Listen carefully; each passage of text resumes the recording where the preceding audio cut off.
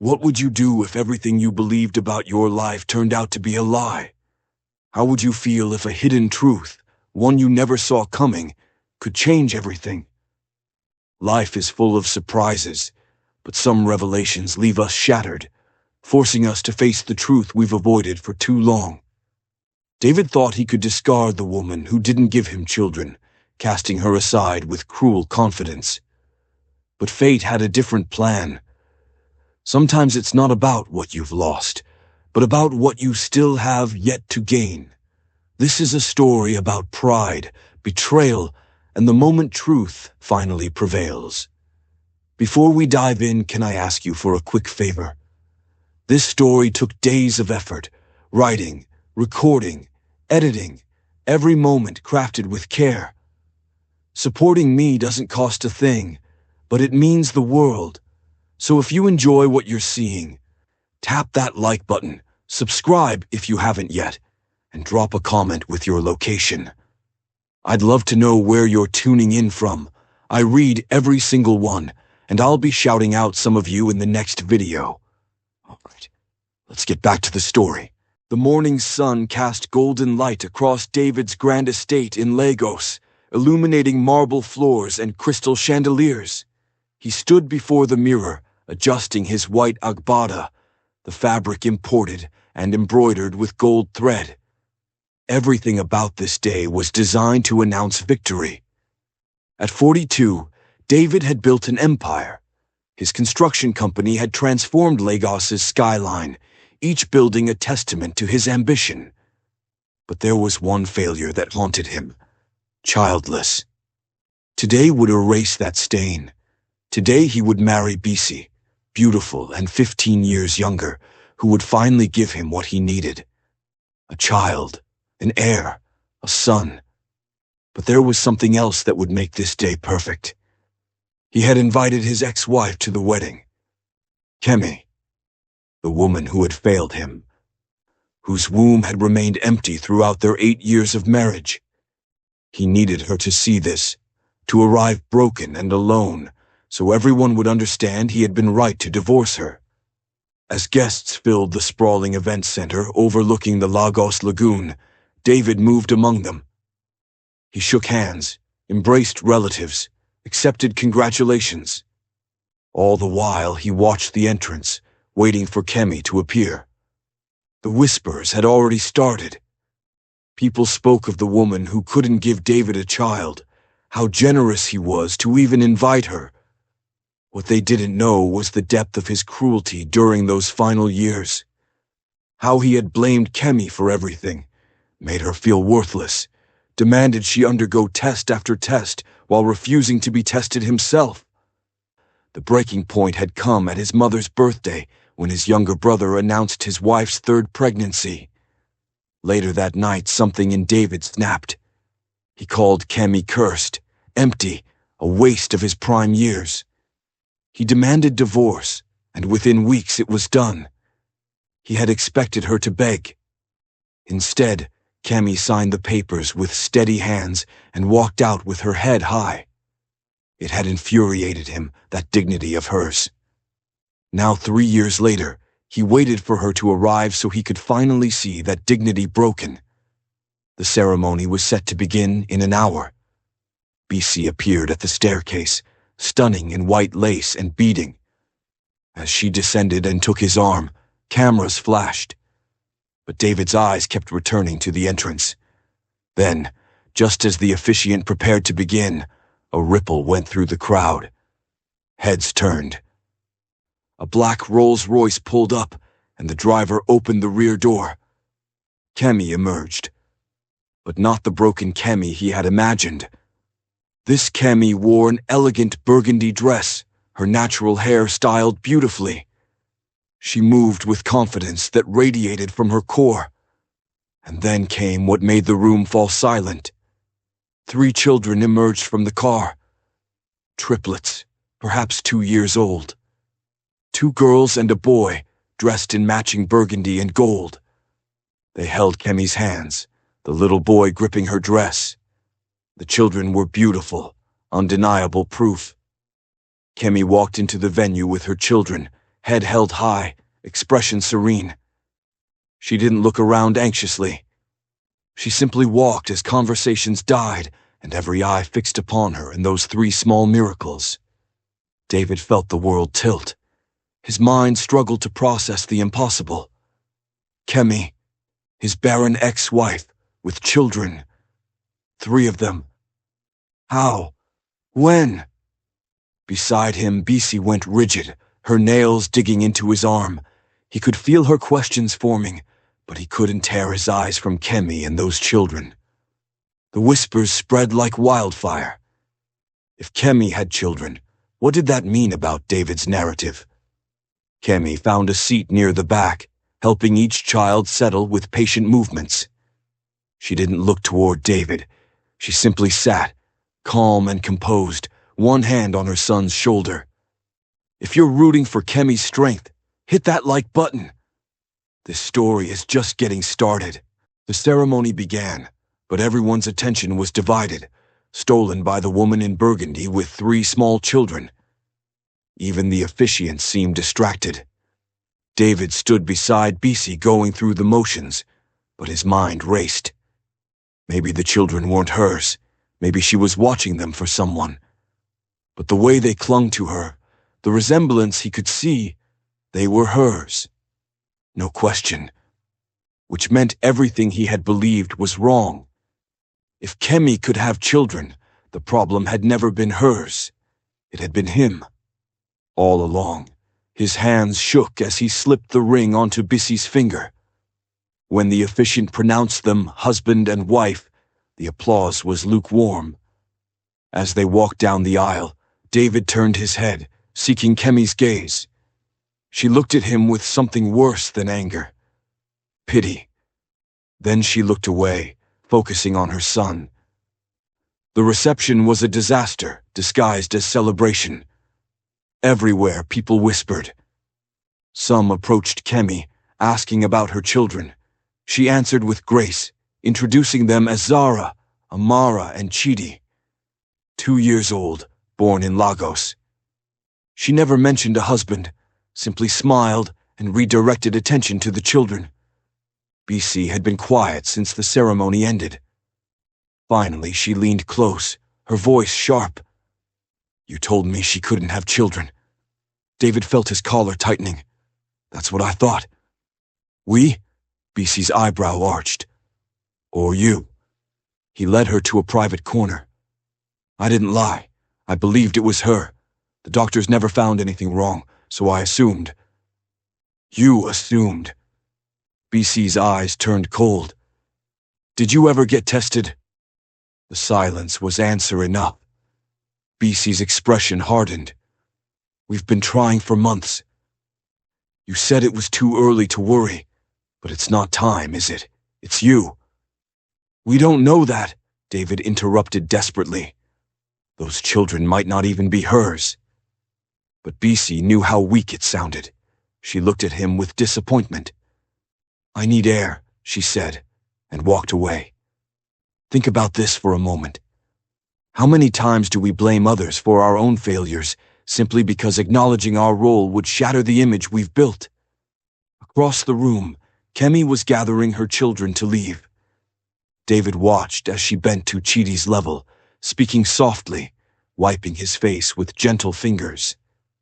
This could have been his life. If only he had been humble enough to get tested. As Kemi reached the exit, she paused, turned, and her eyes met David's across the room. In that look was everything she didn't say. She had survived, thrived, found happiness. She had moved on in a genuine, peaceful way.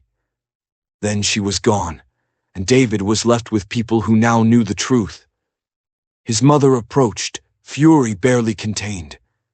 She had been one of Kemi's harshest critics. What have you done? She hissed.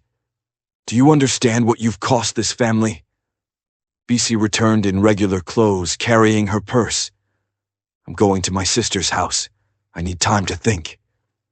Bisi, please. You built our relationship on a lie, she said steadily. You made me believe having children would be easy. But none of that was true. She left, and guests noticed the bride walking out. If you believe no woman deserves to be blamed for a man's failure, tap the like button so this reaches more people.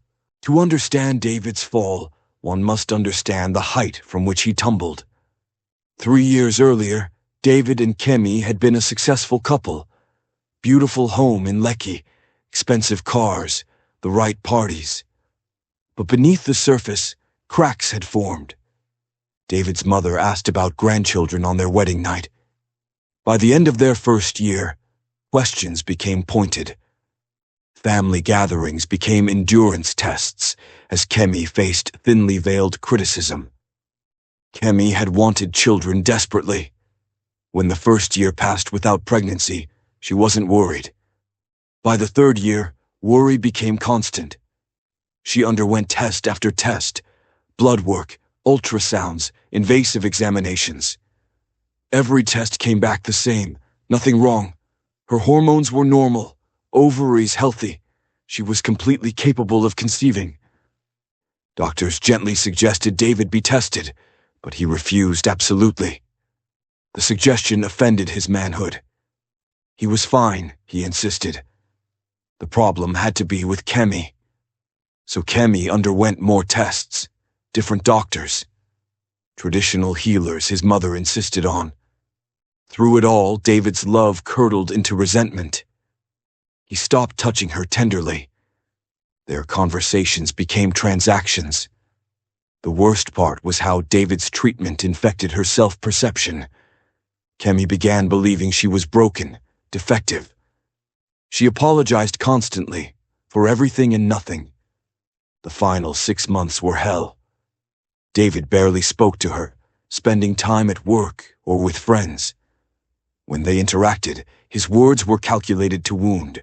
He compared her to other women, made jokes about her empty womb, suggested she just leave. That final night, something in Kemi broke. Not her spirit, but her illusion. She saw clearly that the man she loved didn't exist anymore. She signed the divorce papers without fighting, packed her belongings, and walked out with her dignity intact. The weeks that followed were among the darkest of Kemi's life. She stayed with her friend Adaku, sleeping on a couch, trying to figure out what came next. Depression wrapped around her like a thick blanket. Adaku was patient, but firm. "You are not broken," she said. "You are not less than other women. You are Kemi, and that is enough." 3 months after the divorce, Kemi made an appointment with a new doctor. The tests returned the same results. Nothing wrong. She was healthy, fertile, completely capable of conceiving. This time, instead of despair, Kemi felt clarity. She asked the doctor directly about the chances the problem was with her ex-husband. The doctor looked at her steadily. "Based on what you've told me, very likely. Male factor infertility accounts for 40% of cases. The fact he refused testing speaks more to character than fertility." The knowledge was devastating and liberating. She wasn't broken.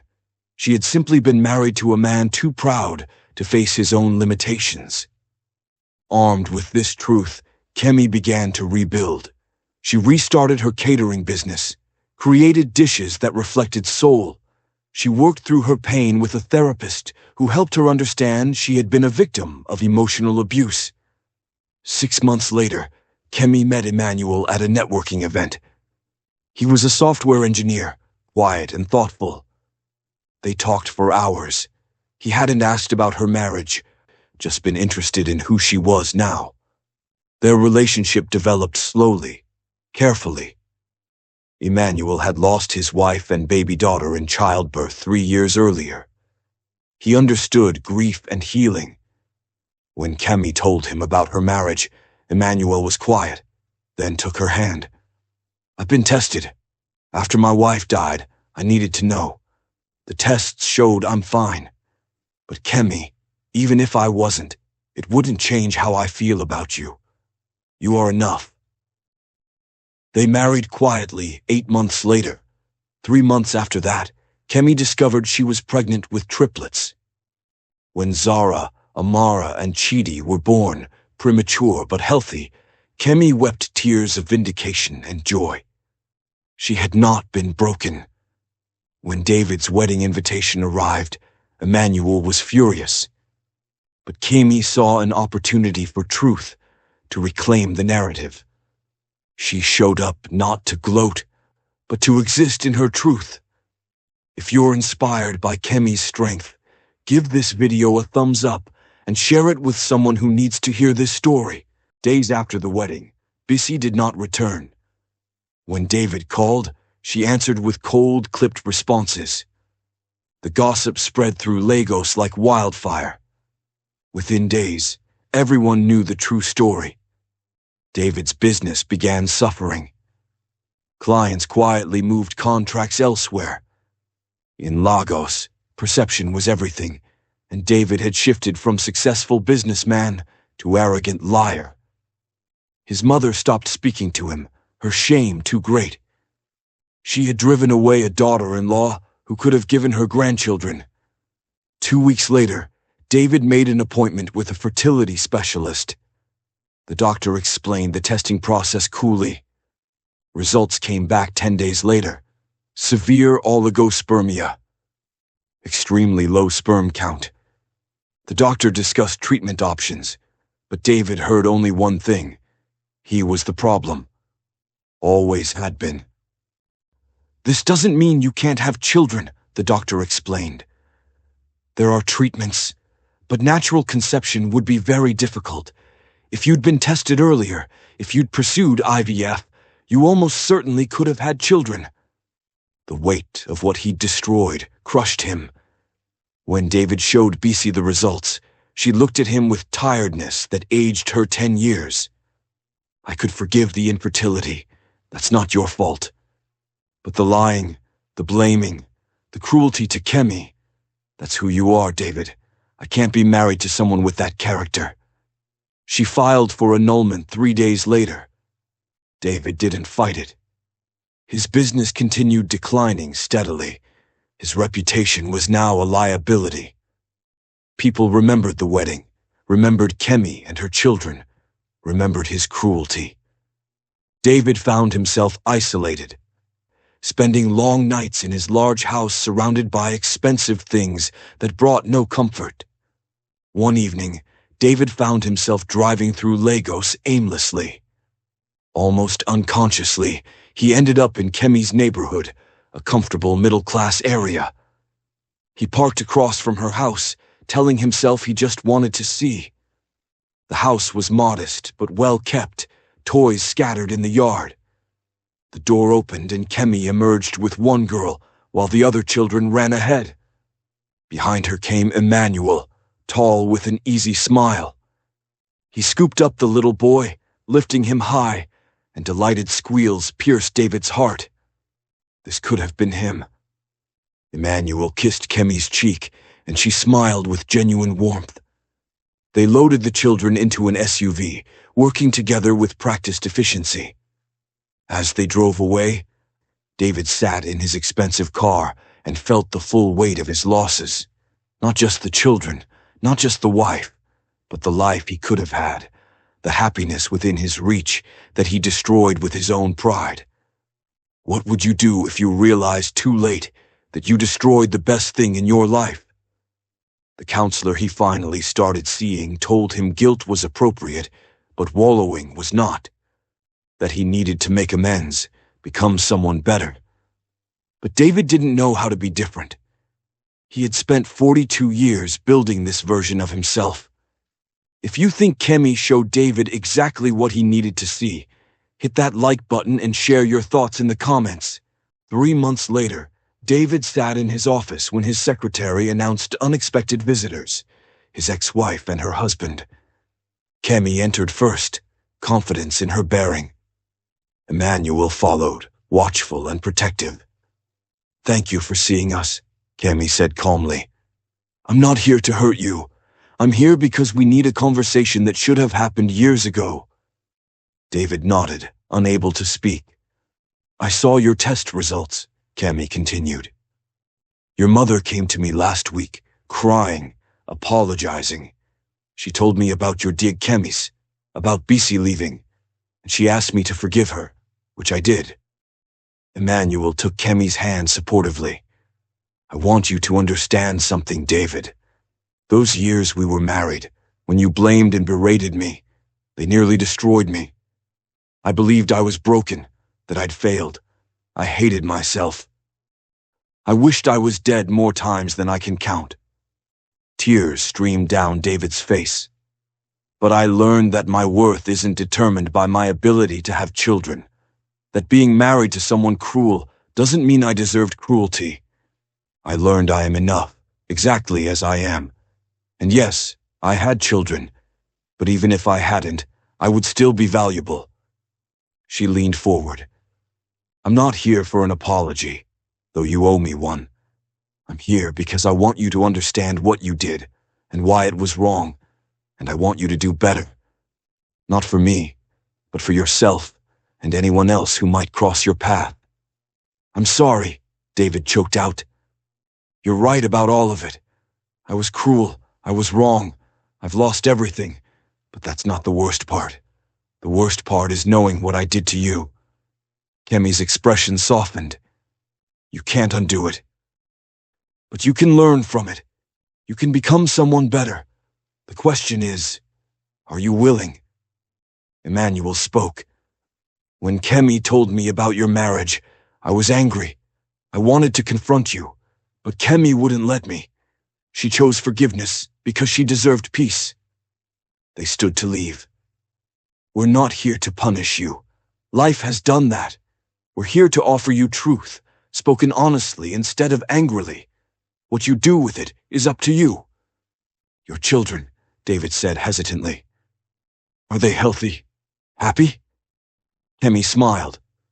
They're perfect, exhausting and messy, but perfect. And yes, they're happy. After they left, David sat for hours, letting Kemi's words sink in. She had offered him something precious, truth, and with it, a roadmap for becoming someone different. That night, David drafted a letter to himself, a commitment to change.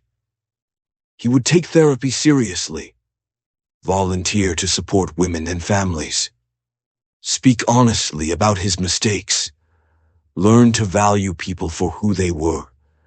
Maybe, years from now, he would look at himself without shame. Maybe he would find peace, even without the children he'd wanted.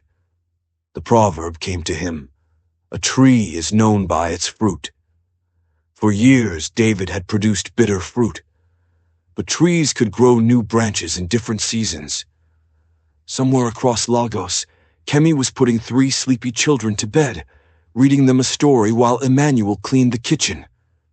She was living the life she'd built from the ashes of her pain, and she was happy. And that was the most powerful truth. She had won not by destroying him, but by moving forward with dignity, by building a life so full of love that his cruelty had become irrelevant. Sometimes justice comes quietly, in the form of a woman holding her children's hands, a woman who refused to stay broken, who understood her worth was never dependent on anyone else's ability to see it. Where are you watching from? What did you think of Kemi's journey and David's downfall? Leave your thoughts in the comments below. Have you ever known someone who learned too late the value of what they had? Share your story. If this touched you, if it made you think about pride and consequences, about healing and moving forward, please hit that like button. And don't forget to subscribe so you don't miss our next story. Remember, your worth is not determined by others' ability to recognize it. You are enough, exactly as you are.